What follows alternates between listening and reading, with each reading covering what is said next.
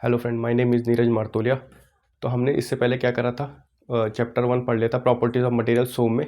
तो आज हमको क्या पढ़ना है, कॉलम पढ़ना है। ठीक है, हम कॉलम और स्ट्रक्ट पढ़ेंगे। जो जो इंपॉर्टेंट चैप्टर हैं पहले उनको खत्म कर लेंगे, छोटे छोटे, बाद में आगे का पढ़ेंगे। ठीक है, तो आज हमने करना क्या पढ़ना है, कॉलम के बारे में पढ़ना है। तो ठीक है, मान लो ये एक चीज़ है। ठीक है, अगर इसके ऊपर कोई भी लोड ना पड़ रहा हो, नो लोड, तो हम इसको क्या बोलेंगे, हम इसको बोलेंगे पिलर। पर अगर इसके ऊपर लोड पड़ रहा हो, ठीक है, डायरेक्ट लोड पड़ रहा हो, तो उसको क्या बोलेंगे हम, कॉलम बोलेंगे। ठीक है, तो याद रखना, अगर लोड नहीं पड़ रहा हो तो क्या बोलेंगे, पिलर, और लोड पड़ रहा हो तो कॉलम। और ये हॉरिजॉन्टल के साथ कैसा हो, 90 डिग्री का एंगल बना रहा हो, तो इसको क्या बोलेंगे हम, कॉलम बोलेंगे। ठीक है, एक पहली बात। दूसरी बात, अगर ये कुछ ऐसा हो और कुछ ऐसा हो, ठीक है, इंक्लाइंड हो, थोड़ा सा इंक्लाइंड हो, तो क्या होगा, किसी थीटा एंगल पे इंक्लाइंड हो, थीटा एंगल पे इंक्लाइंड हो, तो इसको हम क्या बोलेंगे, इंक्लाइंड हो, इसको हम बोलेंगे स्टड्स। ठीक है, इसको हम क्या बोलेंगे, स्टड्स। इसका जो एंड हो, या तो वो हिंज्ड हो या तो वो फ्री होगा। ठीक है, तो इसको हम क्या बोलेंगे, स्टड बोलेंगे, जो थोड़ा इंक्लाइंड होगा और क्या बोला, थीटा एंगल बना रहा होगा। और जो कॉलम है वो कैसा बना रहा होगा, हॉरिजॉन्टल के साथ, ग्राउंड सरफेस के साथ 90 डिग्री का एंगल बना रहा होगा। ठीक है, उसको हम क्या बोलेंगे, कॉलम। अगर उस पर लोड पड़ रहा हो, ऊपर से लोड पड़ रहा हो, और नहीं लोड नहीं पड़ेगा तो पिलर बोलेंगे हम उसको। ठीक है, तो ये बात याद रखना आप। ठीक है, आगे बढ़ते हैं हम सिलेंडरनेस रेशियो के बारे में। ठीक है, आगे हम पढ़ते हैं सिलेंडरनेस रेशियो के बारे में।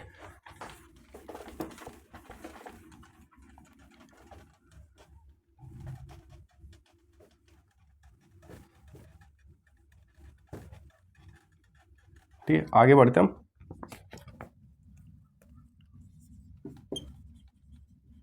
सिलेंडरनेस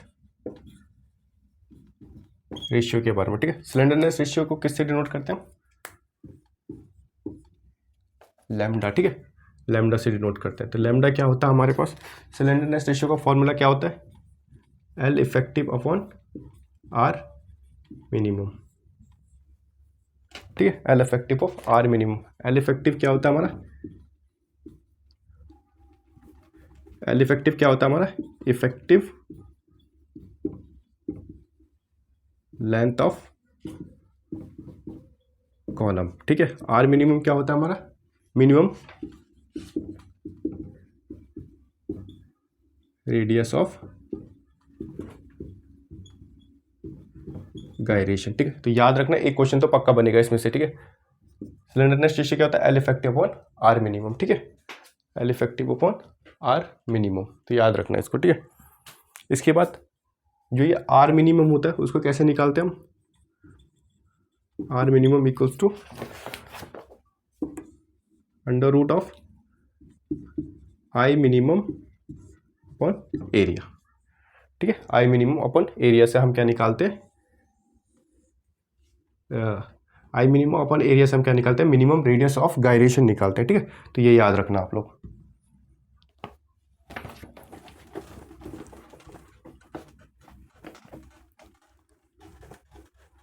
एक क्वेश्चन पक्का बनेगा इसमें से, तो ये याद रखना है।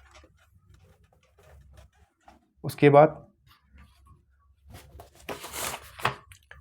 दो चीज़ लिखना, एक आरसीसी लिखना, आरसीसी का कॉलम, आरसीसी में भी हम कॉलम पढ़ते हैं और सोम में भी हम कॉलम पढ़ते हैं। ठीक है, अब तो कुछ चीज़ें याद रखना, आरसीसी में जो होता है वो आई एक्सेस जो होता है आई वाई के बराबर होता है, बट जो सोम में आई एक्स एक्स होता है वो इक्वल नहीं होता आई वाई वाई के। ठीक है, ये आपने पढ़ा होगा आगे, आई एक्सेस आई वाई आपने पढ़ा होगा पहले भी।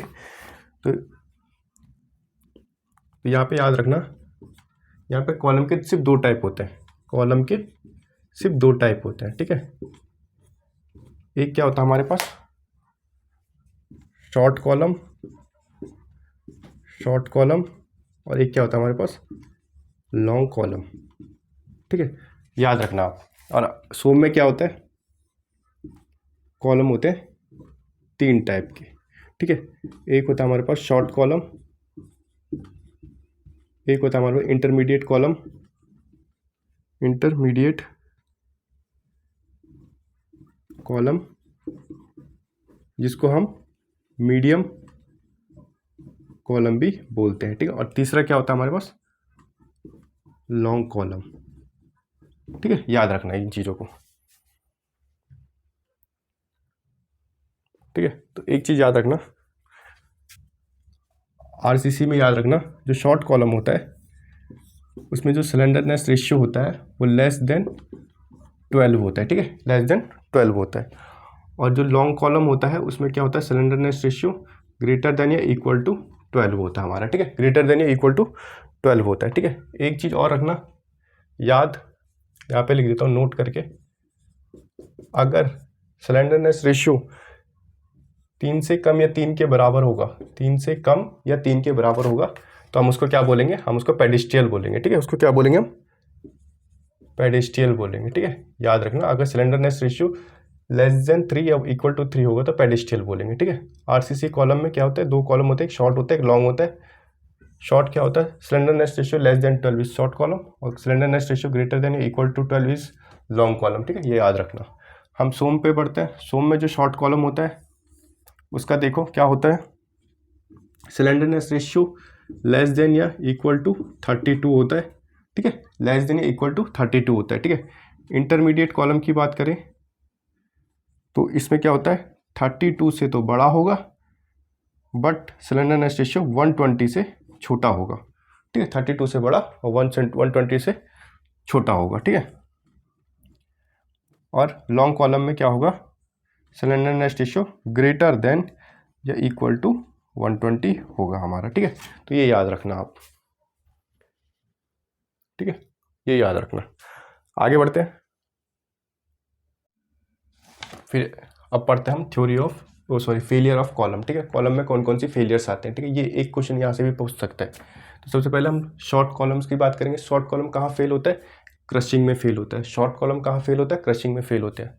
फिर दूसरा आता है इंटरमीडिएट कॉलम या मीडियम कॉलम, कहाँ फेल होता है, ये दोनों में फेल होता है, fail due to the combination of crushing and buckling, ठीक है, याद रखना। इंटरमीडिएट कॉलम का दोनों के कॉम्बिनेशन से, बकलिंग और क्रशिंग के दोनों के उनसे इंटरमीडिएट कॉलम फेल होता है। जो लॉन्ग कॉलम होता है वो कहाँ फेल होता है, वो बकलिंग से फेल होता है, ठीक है, याद रखना। बकलिंग बोल लो या क्रिपलिंग बोल लो या बेंडिंग फेलियर से, ठीक है, बकलिंग बोल लो, क्रिपलिंग बोल लो या बेंडिंग बोल लो, तो इनकी वजह से क्या होता है, ये फेल होता है। शॉर्ट किसकी वजह से होता है, क्रशिंग की वजह से। Intermediate combination of crushing and buckling. और लॉन्ग कॉलम किसकी वजह से, बकलिंग बोल लो, क्रिपलिंग लोड बोल लो, बकलिंग फेलियर बोल लो, क्रिपलिंग फेलियर बोल लो या बेंडिंग फेलियर बोल लो, ठीक है, तो ये याद रखना। उसके बाद आता है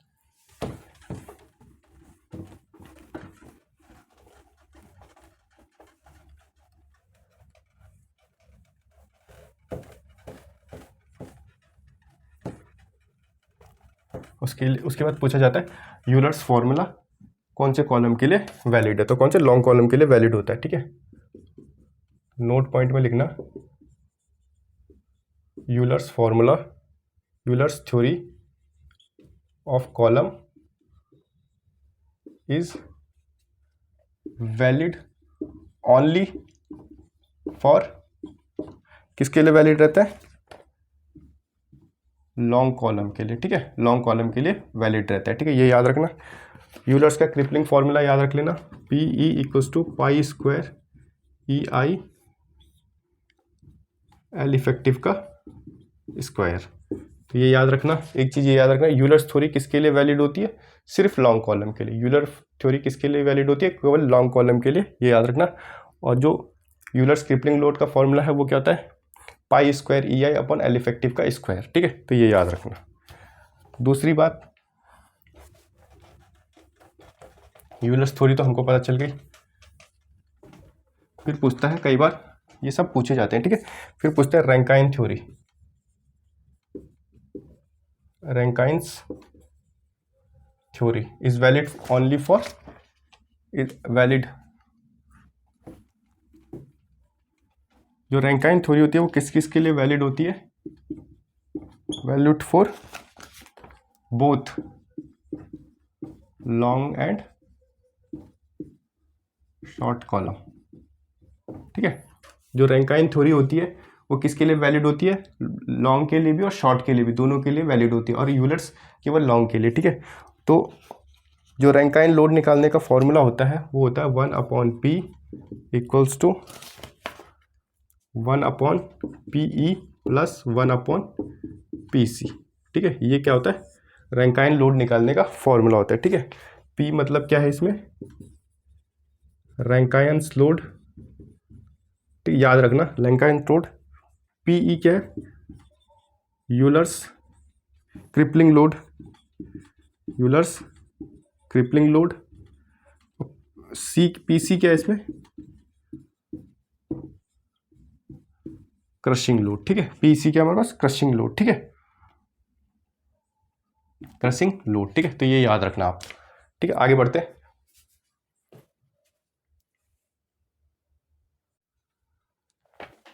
फिर उसके बाद एक इंपॉर्टेंट क्वेश्चन यहाँ से आता है, एंड कंडीशन दिया होगा, एल इफेक्टिव पूछ लेगा या क्रिपलिंग लोड पूछ लेगा, ठीक है। तो याद रखना जिसमें बोथ, सबसे पहले लिखना बोथ एंड आर हिंज्ड, अगर दोनों साइड हिंज्ड होंगे तो उसका जो इफेक्टिव लेंथ होगा वो एल होगा, और जो इसका क्रिपलिंग लोड बनेगा वो बनेगा पाई square EI upon L square, ठीक है। क्या बनेगा, क्रिपलिंग लोड क्या बनेगा, पाई square EI upon L square, ठीक है। उसके बाद है one and fixed and other and hinge, एक एंड क्या हो गया हमारा फिक्स हो गया और अदर एंड क्या हो गया हमारा हिंज्ड हो गया। तो उसमें जो एल इफेक्टिव बनेगा वो बनेगा एल अपॉन रूट 2, क्या बनेगा, एल अपॉन रूट 2, और जो क्रिपलिंग लोड बनेगा वो बनेगा 2 पाई स्क्वायर EI अपॉन एल का स्क्वायर, ठीक है। तो ये याद रखना। तीसरा बनेगा बोथ एंड आर फिक्स्ड, दोनों एंड क्या कर दिया हमने, दोनों एंड क्या कर दिया हमने, फिक्स्ड कर दिए, दोनों एंड क्या कर दिया हमने, फिक्स्ड कर दिया। तो उसमें क्या बनेगा, इसका इफेक्टिव लेंथ एल स्क्वायर बनेगा, और क्रिपलिंग लोड क्या बन जाएगा, 4 पाई square EI upon L effective का स्क्वायर, ठीक है। तो ये याद रखना। एक आता है लास्ट में one and fixed and other free, एक एंड हमने फिक्स कर दिया, अदर हमारा फ्री हो गया, तो ये किसका हो जाएगा, इलेक्ट्रिक पोल। क्या होता है, इसका एग्जांपल होता है जिसमें वन एंड फिक्स्ड होता है, अदर फ्री होता है, तो उसमें जो एल इफेक्टिव होता है वो 2L होता है, और क्रिपलिंग लोड क्या होता है, पाई square EI upon 4L square, ठीक है, 4L स्क्वायर होता है, ठीक है, 4L स्क्वायर। तो ये याद रखना, भूलना मत इसको, ठीक है। ये एक पेपर में जरूर आएगा, तो याद रखना। अगर दोनों साइड हिंज्ड होंगे, दोनों साइड क्या होगा, अगर हिंज्ड होंगे, दोनों साइड हिंज्ड होंगे, ठीक है, दोनों साइड क्या है, हिंज्ड है, हमारे दोनों साइड हिंज्ड है, तो एल इफेक्टिव क्या होगा, एल हो जाएगा, और पाई square EI upon L square क्या बन जाएगा हमारा, क्रिपलिंग लोड। अगर one and fixed other and hinged, एक एंड फिक्स्ड है और अदर एंड हिंज्ड है, तो क्या होगा, एल इफेक्टिव क्या होगा, एल अपॉन रूट 2, और जो क्रिपलिंग लोड है वो क्या होगा, 2 पाई square EI upon L square, ठीक है। फिर आता है अगर बोथ एंड आर फिक्स्ड, अगर दोनों एंड क्या है हमारे फिक्स्ड है, तो एल इफेक्टिव क्या हो जाएगा, एल स्क्वायर बन जाएगा, और जो क्रिपलिंग लोड होगा वो होगा 4 पाई square EI upon L square. अगर वन एंड फिक्स्ड है और अदर फ्री है तो इफेक्टिव लेंथ 2L हो जाएगा, और क्रिपलिंग लोड क्या हो जाएगा, पाई स्क्वायर EI अपॉन 4L का स्क्वायर, ठीक है। आगे बढ़ते हैं।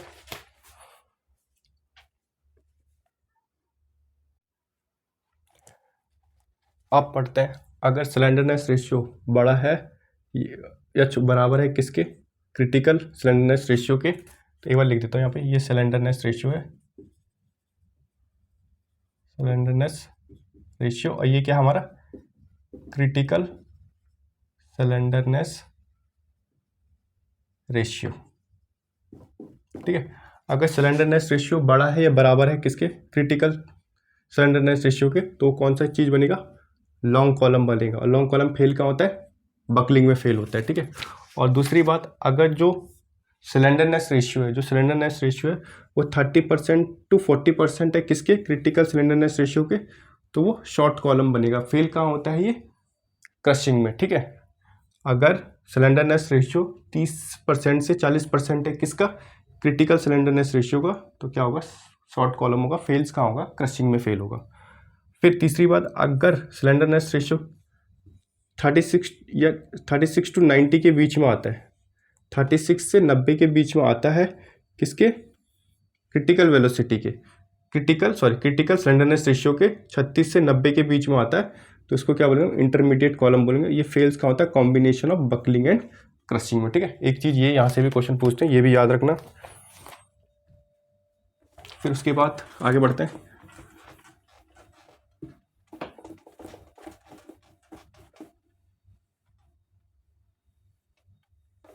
ठीक है, वो यही मैं आपको वही करा रहा हूँ जो पेपर में आ सकते हैं, ठीक है।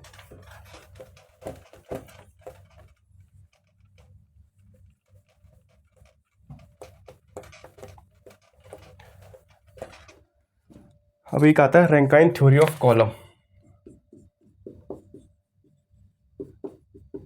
रैंकाइन्स थ्योरी ऑफ कॉलम, ठीक है। तो वो होता है P equals to sigma C A upon 1 plus small A slenderness ratio का स्क्वायर, ठीक है। तो ये याद रखना, फॉर्मूला क्या होता है, याद रखना, P equals to sigma C A 1 plus small A slenderness ratio का स्क्वायर। ये पूछा जा सकता है सीधा सीधा फॉर्मूला, तो ये याद रखना, ठीक है। जो ये ए होता है, स्मॉल ए जो होता है, वो क्या होता है हमारा, रैंकाइन्स कांस्टेंट। क्या होता है हमारा, रैंकाइन का कांस्टेंट होता है, जो निकलता है सिग्मा सी स्क्वायर अपॉन, जो निकलता है हमारा सिग्मा सी पाई स्क्वायर ई से निकलता है, ठीक है ये। और हमको रैंकाइन ने ए की वैल्यू दे रखी है कुछ, ये तो निकालने का फॉर्मूला, पर हमको रैंकाइन ने क्या कर रखा है, स्मॉल ए की वैल्यू दे रखी है पहले से, ठीक है। तो उनको लिख लेते हैं, वो भी सीधा सीधा पेपर में पूछा जाता है, ठीक है। सीधा सीधा पेपर में पूछा जाता है। लिखना, एक तरफ मटेरियल हो गया, और एक तरफ होगा ए, रैंकाइन्स कांस्टेंट, ठीक है। पूछा जाता है सबसे पहले रॉट आयरन क्या होता है, प्योरेस्ट फॉर्म ऑफ आयरन, और किसमें कार्बन कितना होता है, लेस देन 0.1% होता है, ठीक है। इसकी जो वैल्यू बोली थी वो बोली थी 1/9000, ठीक है। ए की जो वैल्यू थी, जो स्मॉल ए था रैंकाइन कांस्टेंट, ठीक है, उसकी वैल्यू रॉट आयरन के लिए कितनी दी थी, 1/9000, ठीक है। दूसरा कास्ट आयरन के लिए उसने वैल्यू दी थी, ए की कितनी दी थी, 1/1600, ठीक है। तीसरी बात, माइल्ड स्टील के लिए दिया था उसने, माइल्ड स्टील के लिए कितना दिया था, 1/7500, ठीक है, 1/7500, ठीक है। डी दिया था उसने टिम्बर या वुड बोल लो, उसके लिए वैल्यू दी थी उसने 1/750, ठीक है। तो ये याद रखना, ये सीधा सीधा पूछा जाता है 1 नंबर में, ठीक है। ये सीधा सीधा 1 नंबर में पूछा जाता है। रॉट आयरन के लिए दिया था कितना, 1/9000, कास्ट आयरन के लिए दिया था 1/1600, माइल्ड स्टील के लिए दिया था 1/7500, टिम्बर और वुड के लिए दिया था 1/750, ठीक है। तो याद रखना इसको, ठीक है। आगे बढ़ते हैं।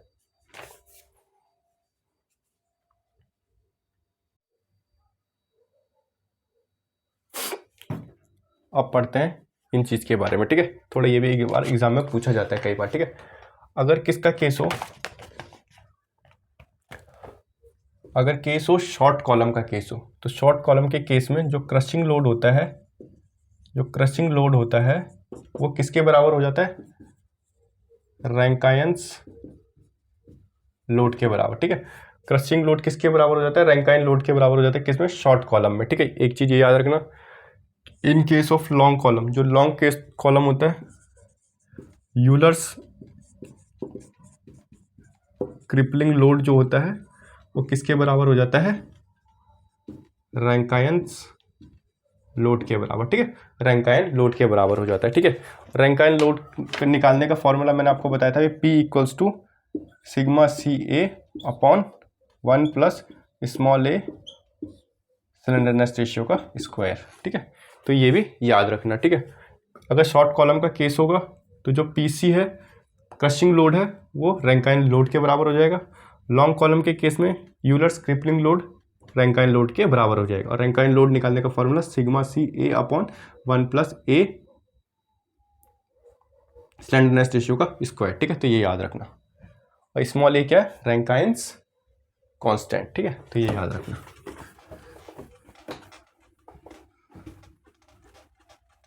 आगे बढ़ते हैं।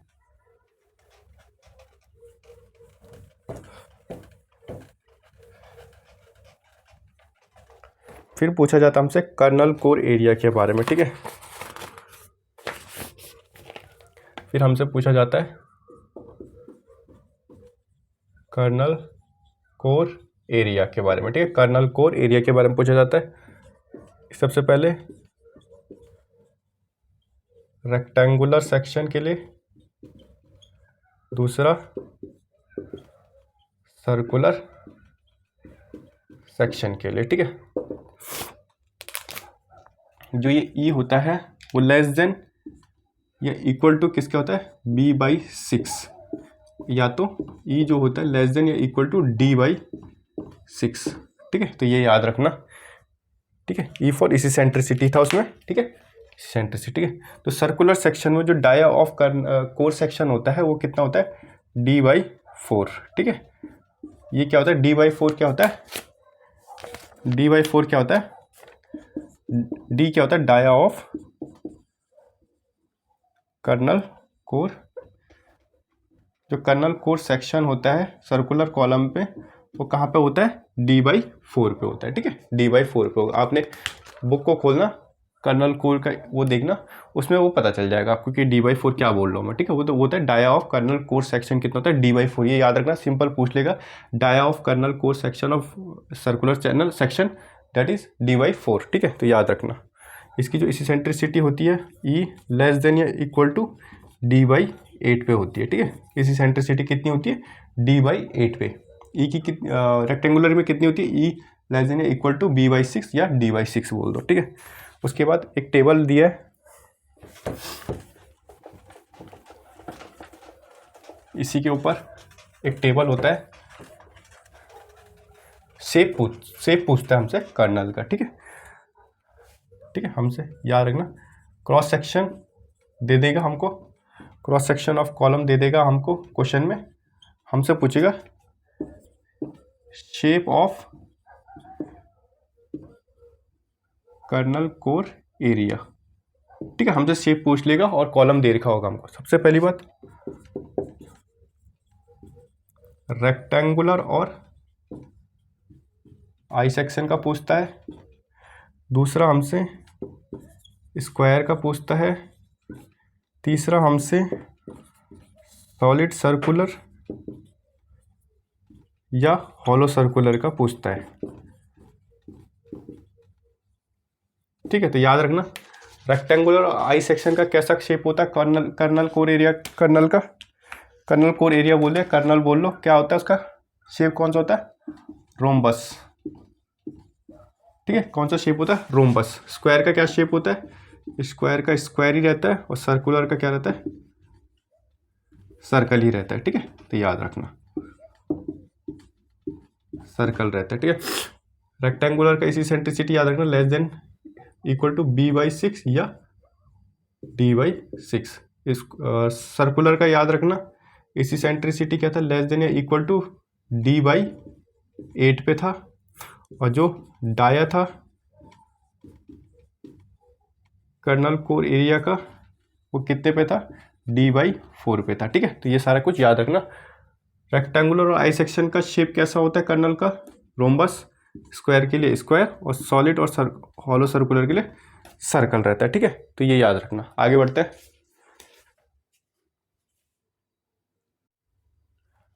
हैं, कुछ क्वेश्चन है, ठीक है। During earthquake the corner and edges of the column may be subjected to, जब अर्थक्वेक का टाइम आता है, जो कॉर्नर होता है एज के, या जो कॉर्नर होते हैं या जो एज होते हैं कॉलम के, वो क्या चीज़ करते हैं वो लोग, कंबाइंड, उनमें क्या होता है, कंबाइंड बाईएक्सियल बेंडिंग और एंड टॉर्जन लगता है, ठीक है, बेंडिंग एंड टॉर्जन लगता है। अगर अर्थक्वेक के समय में जो कॉर्नर या एज होता है कॉलम के, उसमें क्या लगता है, उसमें क्या हो जाता है, कंबाइंड बाईएक्सियल वो लगता है, बेंडिंग और टॉर्जन लगता है, ठीक है, तो ये याद रखना एक चीज़, तो ये और फिर एक चीज़ पूछता है the product of slenderness ratio and least radius gyration gives, हमको जो स्लेंडरनेस रेशियो होता है और जो लीस्ट रेडियस गायरेशन होता है उसका प्रोडक्ट हमको क्या देता है, क्या देता है भाई हमको, वो देता है हमको length of column, length of column बोल लो, इफेक्टिव लेंथ ऑफ कॉलम बोल लो, ठीक है, वो देता है हमको। कैसे, अब देखो वो क्या होता है हमारे पास L effective upon R minimum. अगर इसका प्रोडक्ट की बात करें, आर मिनिमम हमको क्या दे रहा है, एल इफेक्टिव, क्या बोलते हैं sir, effective length of column, क्या बोलो लेंथ ऑफ द कॉलम देता है हमको, ठीक है। इसका प्रोडक्ट स्लेंडरनेस रेशियो और रेडियस ऑफ गायरेशन का प्रोडक्ट हमको क्या देता है, एल इफेक्टिव देता है, ठीक है। ये याद रखना, ये लेंथ ऑफ कॉलम देता है। तीसरी बात याद रखना, जो कॉलम और स्ट्रक्ट होते हैं, जो कॉलम और स्ट्रक्ट होते हैं वो क्या होता है, हमारे कंप्रेशन मेंबर होते हैं, ठीक है। जो कॉलम और स्ट्रक्ट होते हैं वो क्या होता है, कंप्रेशन मेंबर होता है, पूछा जाता है पेपरों में, ठीक है। और ये क्या होता है, whose effective length is 3 times the least lateral dimension, ये इंपॉर्टेंट पॉइंट है। कॉलम और स्ट्रक्ट क्या होता है, कंप्रेशन मेंबर होता है, उनकी जो इफेक्टिव लेंथ होती है वो 3 टाइम्स होती है किसके, लीस्ट लेटरल डायमेंशन के, ठीक है। तो ये चीज़ याद रखना आप लोग, ठीक है। उसके बाद आगे बढ़ते हैं।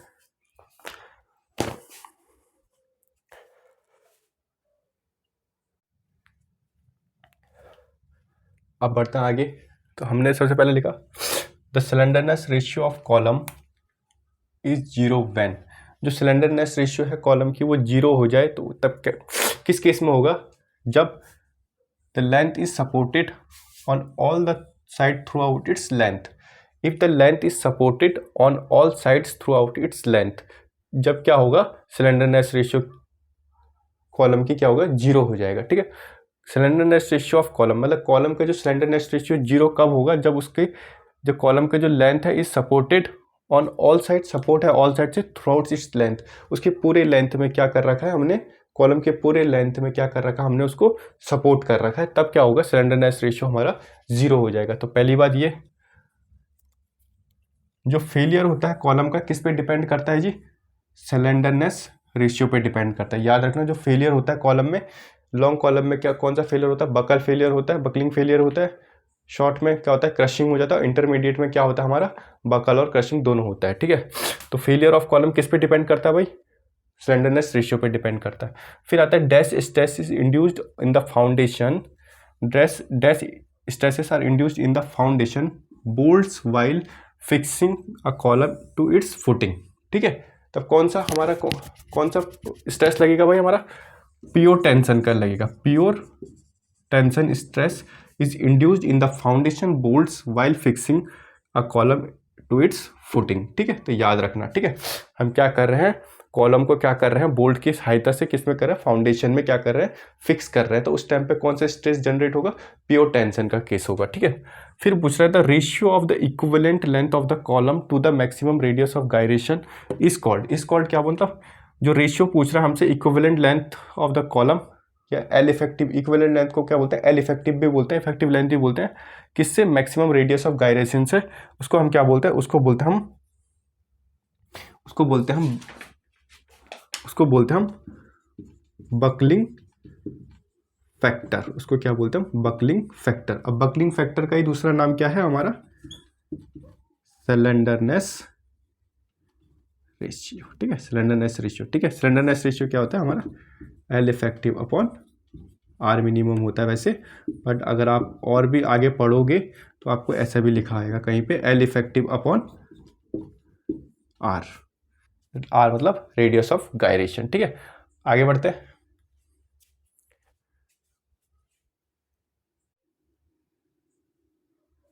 हैं।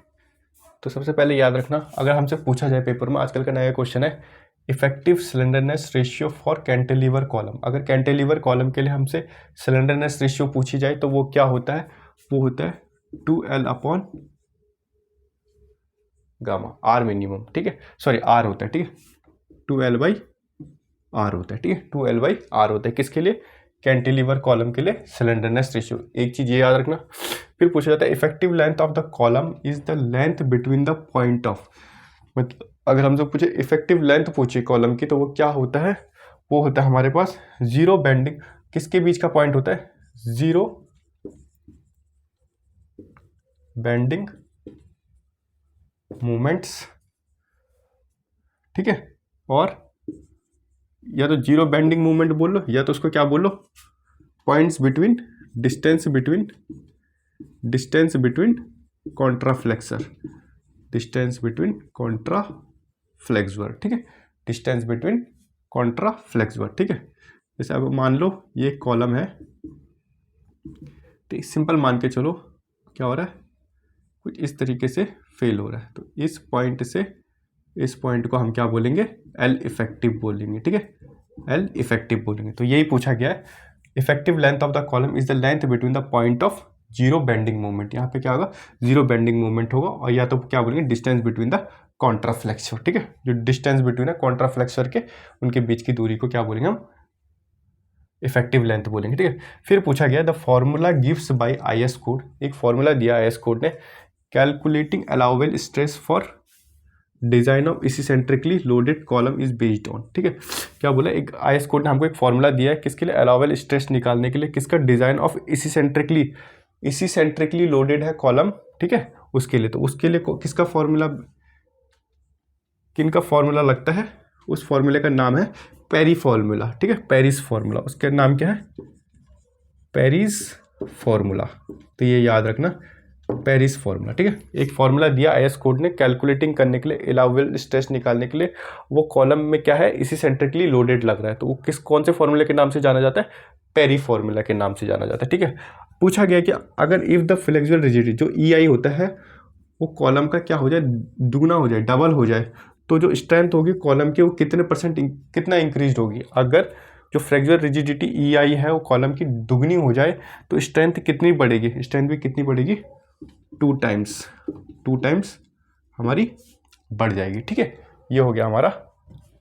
फिर इसके बाद एक चीज़ पूछा जाता है, ये तो कंफर्म पूछे जाएंगे, तो इसीलिए ये सिंपल सी चीज़ें करा दे रहा हूँ मैं आपको। कुछ सिंपल है, कुछ नए क्वेश्चंस भी है इसमें, तो ये आ सकते हैं एग्जाम में, ठीक है, तो इनको एक बार पढ़ लेना।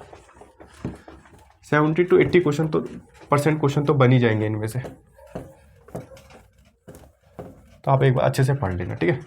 उसके बाद लास्ट पॉइंट है हमारे पास कुछ, ये तो बहुत इंपॉर्टेंट है, वेरी इंपॉर्टेंट है ये तो, ठीक है। तो सबसे पहली बात, अगर हमसे पूछा जाए रेशियो ऑफ, सबसे पहले हमसे सर्कुलर सेक्शन का पूछा जाए, सर्कुलर सेक्शन का पूछा जाए हमसे, average shear stress upon maximum shear stress की वैल्यू बताओ कितनी होती है, average shear stress upon maximum shear stress की वैल्यू बताओ कितनी होती है, ठीक है, किसके, सर्कुलर के केस में। तो कितनी होती है, 3/4 होती है, कितनी होती है, 3/4 होती है, याद रखना, भूलना मत। जो सर्कुलर सेक्शन होता है उसमें जो average shear stress upon maximum shear stress होती है उसकी वैल्यू कितनी होती है, 3/4। या तो इसको ऐसे भी लिख सकते हैं, average shear stress is 3/4 of maximum shear stress, ठीक है, ये याद रखना, ठीक है, भूलना मत। Average shear stress upon maximum shear stress का रेशियो कितना होता है, 3/4 होता है, ठीक है। दूसरी बात, अगर हमसे रेक्टेंगुलर का केस पूछा जाए, रेक्टेंगुलर सेक्शन का केस पूछा जाए, average shear stress upon maximum shear stress पूछा जाए तो वो कितना होता है हमारे पास, कितना होता है जी, 2/3। क्या होता है हमारे पास, 2/3 होता है, ठीक है, किसके केस में, रेक्टेंगुलर के केस में, और सर्कुलर के केस में 3/4 होता है, ठीक है, average shear stress upon maximum shear stress. इसको ऐसे भी लिख सकते हैं हम, average shear stress is 2/3 times of maximum shear stress, ठीक है, मैक्सिमम शियर स्ट्रेस। अब मैक्सिमम शियर स्ट्रेस आपको पता है कैसे निकलता है, V अपॉन, ठीक है, अगर रेक्टेंगुलर कैसे तो BD, ठीक है, BD, V अपॉन BD ऐसे निकल सकता है, ठीक है। ये जरूरी नहीं है अभी जानने के लिए, अभी सिर्फ इतना ही जानना है कि जो average shear stress upon maximum shear stress होता है रेक्टेंगुलर के केस में 2/3 होता है, और सर्कुलर के केस में average shear stress upon maximum shear stress कितना होता है, 3/4 होता है, ठीक है। आई होप आपको आज का ये लेक्चर समझ आया होगा। तो यहाँ पे क्या होता है, हमारा कॉलम कंप्लीट होता है, ठीक है। यहाँ पे हमने क्या किया, कॉलम को कंप्लीट किया। आगे हम दूसरे चैप्टर को भी लेके आएंगे, ठीक है। ऐसे छोटे छोटे चैप्टर पहले स्टार्टिंग में करा देता हूँ मैं फटाफट, जिससे क्वेश्चन ज़्यादातर पूछे ही जाते, कई सारे क्वेश्चन पूछे जाएंगे। अगर आपको आज की वीडियो अच्छी लगी होगी तो लाइक करना, शेयर करना, सब्सक्राइब करना मेरे चैनल को, और शेयर जरूर करना, ठीक है। अपने जितने भी यूके पीएससी वाले हैं और AE JEE वाले जितने भी है, उन सबको ये वीडियो शेयर जरूर करना, ठीक है। Thank you friend.